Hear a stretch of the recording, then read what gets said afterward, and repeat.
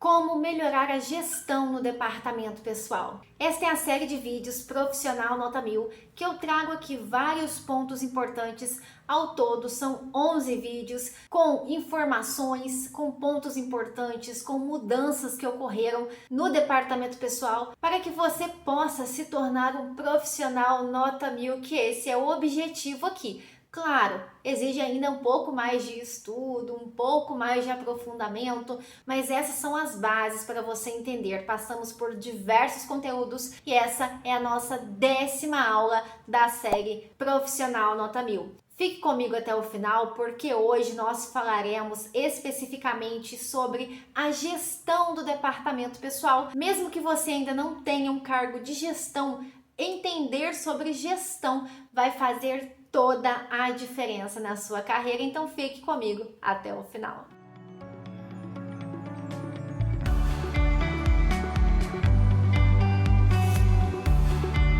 Muito bem-vindo novamente aqui ao canal Foca no Departamento Pessoal. Se você ainda não me conhece, muito prazer, meu nome é Vanessa Silva. Eu trago aqui muito conteúdo de departamento pessoal para você, com atualizações, dicas, formas de calcular determinada verba ou rubrica lá na folha de pagamento, determinado cálculo trabalhista, legislação, entendimentos novos sobre determinado assunto. E esta série é a Profissional Nota 1000 e hoje falaremos especificamente da gestão do departamento pessoal para você ter essa visão 360 graus, não se limitar apenas a função que você exerce. Se hoje você trabalha como auxiliar, como assistente, no futuro, espero que próximo, você pode ter aí um cargo de gerente, coordenador, um cargo que exige uma gestão. Então hoje eu trago aqui vários pontos importantes que você pode começar a aplicar em prática ou observar aí no departamento pessoal, ou se ainda não trabalha, já deixar aí anotadinho que são pontos essenciais para o seu setor de departamento pessoal ser bem gerenciado, digamos assim, para você ter uma gestão eficiente, ok? Vamos começar aqui então falando, sobre gestão. Primeira coisa que você precisa saber sobre gestão é que é importante você ter uma programação de férias anual. O que significa isso? Quando os empregados, eles trabalham por um período de 12 meses, adquirem o direito a gozar férias. A empresa tem um período concessivo, ou seja, 12 meses após o empregado adquirir o direito, para conceder as férias ao empregado. E fazer a gestão de férias é essencial para você não conceder as férias fora desse prazo, que seria o período concessivo, que é 12 meses após o período aquisitivo, que também são de 12 meses de trabalho. É essencial que a empresa faça programação de férias para identificar quem pode sair de férias, em qual momento. Então aqui, o que a gente precisa observar quando está trabalhando no departamento pessoal? Precisa estabelecer critérios para a concessão de férias. Definir as regras de concessão, como que a empresa vai fazer essa programação. Tem uma data específica que tem menor demanda, por exemplo, de produção, ou tem menor demanda de atendimento a clientes, que pode ser concedido férias para os empregados? Então você vai analisar qual é esse período de baixa demanda, baixa temporada, digamos assim, de modo geral aí nas empresas, por exemplo,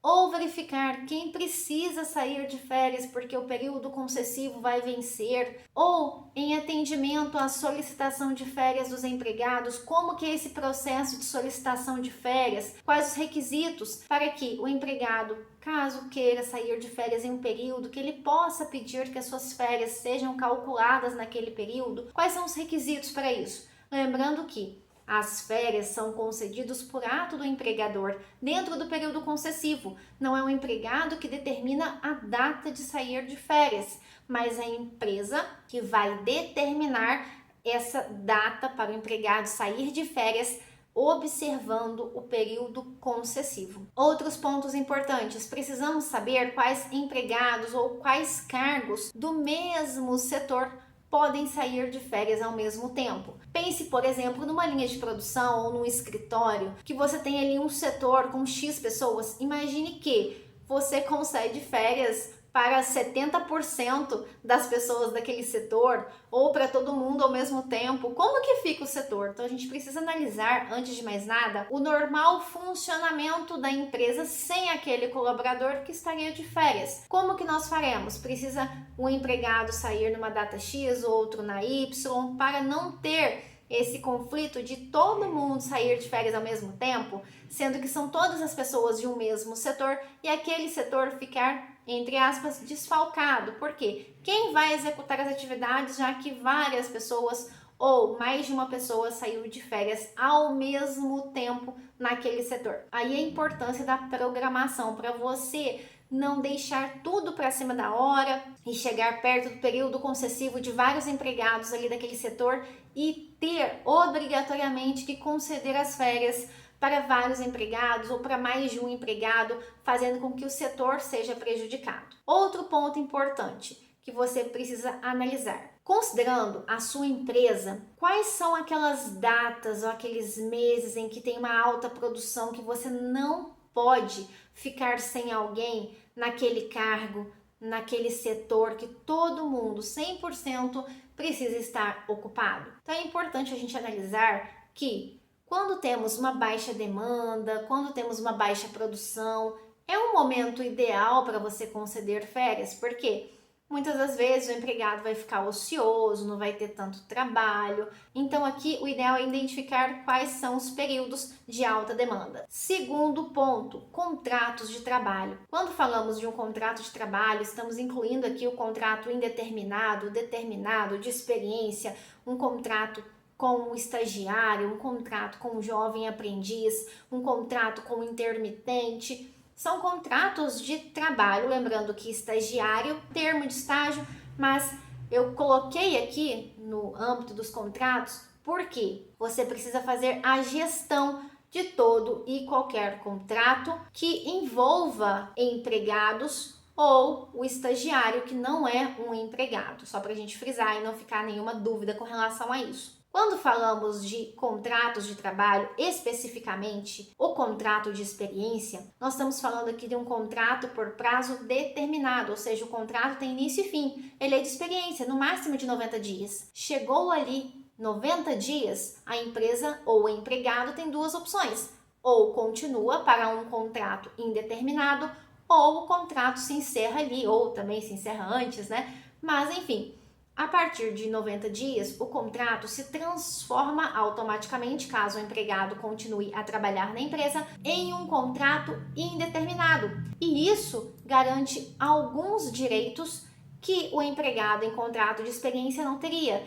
que seria, por exemplo, aviso prévio, multa de 40% sobre o FGTS, caso a empresa queira fazer a rescisão do empregado. Então, neste ponto aqui é importante você analisar quando que vão terminar os contratos de experiência, data de início e data de fim. Ter em mente sempre, fulano termina o contrato de experiência X dia, semana que vem, daqui a 2 semanas, é amanhã. Por quê? Você precisa saber se a empresa vai continuar com aquele empregado ou não. Porque muitas das vezes a decisão não é do departamento pessoal, grande parte das vezes, né? É de um gerente, é do dono da empresa, é de um coordenador, é de um supervisor ou de uma outra pessoa ali na empresa que tem o poder decisório. Então, neste caso, você precisa ter essa informação se aquele empregado irá continuar ou não. Porque se não vai continuar, ou seja, o contrato de experiência vai terminar quando tem que terminar, na data que foi pactuado, você precisa fazer o término de contrato, calcular a rescisão contratual,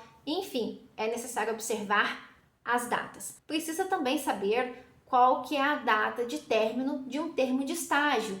Quando que o estagiário ele precisa ali encerrar aquela prestação de serviços, entre aspas, que ele aprende ao longo aí dos meses, ou pode ser aí de um ano, por exemplo. Quando que termina esse contrato, que nós chamamos de termo de estágio? ou do jovem aprendiz, que é no máximo de 2 anos, que você pactua um contrato de trabalho com um jovem aprendiz. Então, nesse caso, quando que termina esse contrato de trabalho? Pontos, então, aqui a se analisar de forma geral. Quais empregados estão no contrato de experiência? Qual que é a data de encerramento de cada empregado no contrato de experiência? A empresa pretende continuar com esse empregado? Não me esqueça, hein? Já passei por situações que o responsável pelo departamento pessoal esqueceu de encerrar o contrato de experiência na data prevista, aí continua empregado trabalhando e tem uma série de direitos que é adicionado caso a empresa queira rescindir com esse empregado. Como eu disse, aviso prévio, multa de 40% sobre o FGTS. Então é muito importante você ter aqui na ponta da língua quem vai encerrar o contrato de experiência em qual data, ok? Estagiários. Qual que é a data prevista de encerramento do estágio? A empresa pretende contratar esse estagiário como empregado?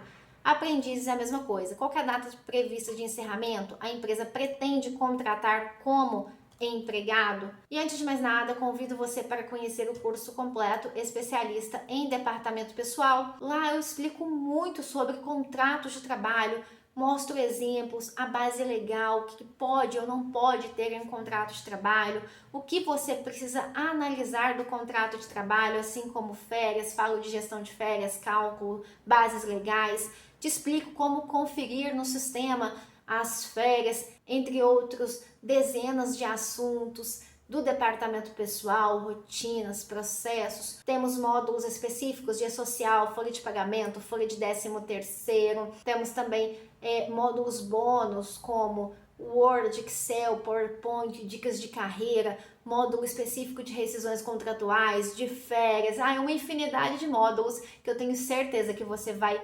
adorar. Além de processo admissional, estava esquecendo do nosso famoso processo admissional, que ele é muito importante, que são várias as aulas que eu trato sobre o tema, né? Considerando que temos que enviar para o social, exame admissional, quando você precisa fazer esses exames, como que são feitos, tudo isso eu te explico no especialista em departamento pessoal. São mais de 240 aulas com muito conteúdo para você.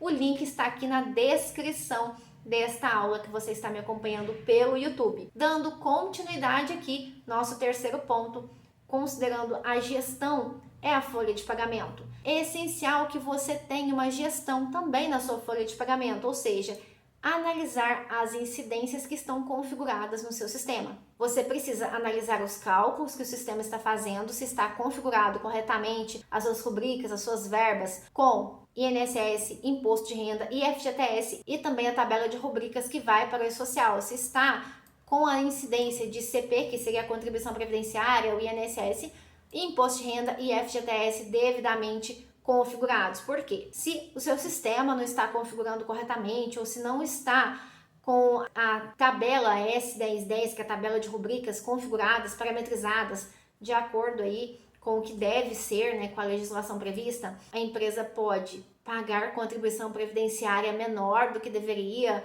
ou imposto de renda não reter do empregado, ou não pagar o FGTS devido ao empregado. Isso tudo pode causar aí fiscalizações, multas por atraso no pagamento, porque quando você recalcula um DARF, por exemplo, com contribuição previdenciária que não foi recolhido, vai vir ali juros, multas e uma série de consequências por não estar configurado corretamente, você não estar fazendo o cálculo corretamente. Então verifique as incidências, ok? Tanto do cálculo especificamente da sua folha de pagamento, quanto para o E-Social lá na tabela de rubricas, que é a tabela S1010. Quarto ponto, saúde e segurança do trabalho. É necessário ter uma boa gestão, uma eficiente gestão quando falamos de SST, mais especificamente quando envolve aqui o departamento pessoal. A comunicação vai fazer toda a diferença. Por quê? A depender do que o setor de saúde e segurança do trabalho analisar e enviar para o E-Social, por exemplo, tem uma consequência lá no departamento pessoal na sua folha de pagamento. Vou te exemplificar explicar aqui. Temos um evento chamado S2240, que se o empregado está exposto a um agente nocivo, quem seja a aposentadoria especial, de acordo com o decreto 3048 do Regulamento da Previdência Social, lá no anexo 4, são vários os agentes nocivos. Se o empregado está exposto a um daqueles agentes nocivos, pode ser que ele tenha direito à aposentadoria especial em X anos. Isso é analisado pelo engenheiro de segurança do trabalho. Mas a partir do momento que a área de SST informa que tem um agente ensejando a aposentadoria especial, por exemplo, de 25 anos, na folha de pagamento esse empregado deve ter ali um recolhimento do FAI para as empresas que têm esse tributo a ser pago. Então seria 6% acrescido da alíquota RAT ajustada com o FAP. É um cálculo que deve ser feito na folha de pagamento que é influenciado pelo evento que é informado ao E-Social, ou seja, Saúde e Segurança do Trabalho informa. Se porventura a empresa não faça o cálculo e não informa lá na folha de pagamento que teve esse cálculo desse FAI, que é o financiamento da aposentadoria especial, note que pode ter uma fiscalização. Eu informei que eu tenho um agente que precisa de um pagamento e na folha de pagamento não tem. Então é importante fazer uma gestão. Além deste impacto na folha de pagamento, é preciso entender que quando temos um empregado mudando de função, que mude um risco ocupacional, ele precisa fazer um exame de mudança de risco. Se na empresa tem um setor de saúde e segurança do trabalho, ou lá na clínica que você tem contrato, ou que a empresa tem contrato, dá uma ligadinha e fala assim, ó, fulano vai mudar deste para este cargo. Tem alguma mudança no risco? Precisa fazer exame de mudança de risco? Se precisar, encaminhe o empregado antes de alterar a função. Se ele estiver apto para exercer a nova função devido à mudança de risco, vai ter um ASO constando essa aptidão, que também deve ser informado ao E-Social. Outro ponto importante, afastados. Gestão de afastados também é essencial porque influencia na sua folha de pagamento. A depender do tipo de afastamento, por exemplo, você tem um empregado que está afastado por auxílio-doença comum, que é aquele afastamento lá pelo INSS, digamos assim, que o empregado não tem uma relação com aquela doença com a empresa, não foi um acidente de trabalho, não foi uma doença do trabalho, mas ele, por exemplo, estava jogando bola, caiu e quebrou o pé. Não tem uma relação direta com o trabalho. Ele pode ficar afastado, por exemplo, 6 meses, recebendo auxílio doença na modalidade comum, sem relação com o trabalho. Não influencia na nossa folha de pagamento nos cálculos, em sentido de dinheiro. Mas se eu tenho, por exemplo, um acidente do trabalho, que eu tenho afastamento, que gerou uma CAT, por exemplo, comunicação de acidente de trabalho, o INSS entendeu que é realmente um acidente de trabalho e concede um benefício com o código, por exemplo, B91, que é o auxílio doença na modalidade acidentária de acidente de trabalho, a empresa precisa continuar recolhendo o FGTS desse empregado que está afastado, mesmo durante o período de afastamento, justamente em virtude de ser um acidente de trabalho. Se porventura você tenha a concessão desse benefício e não esteja recolhendo na folha de pagamento, pode haver o cruzamento de informações e ter uma fiscalização em virtude da falta de recolhimento desse valor do FGTS mensal de um empregado afastado por auxílio doença acidentário. Como você vai verificar na prática qual que é esse código de afastamento, se tem de fato um auxílio doença acidentário ou se é comum, quais empregados afastados? Para isso, você pode acessar aqui o site da DataPrev, precisa de login e senha, você entra aqui com os seus dados da empresa, confirma e você vai ter acesso aos benefícios por incapacidade, pensões por mortes, aposentadoria, auxílio por incapacidade e demais afastamentos relativos ao empregador que você está consultando, relativos ao CNPJ que você estará consultando. Mais uma vez, te convido aqui para conhecer o curso Especialista em Departamento Pessoal. Você vai aprender muita coisa comigo. Te garanto que serão aulas dinâmicas, que você não vai cansar. São mais de 240 aulas com muitos conteúdos relevantes para a sua carreira. Te espero na área do aluno e o link para você conhecer o curso, eu tenho certeza que você vai gostar e fazer a matrícula está aqui na descrição desta aula. Até o próximo vídeo e tchau, tchau!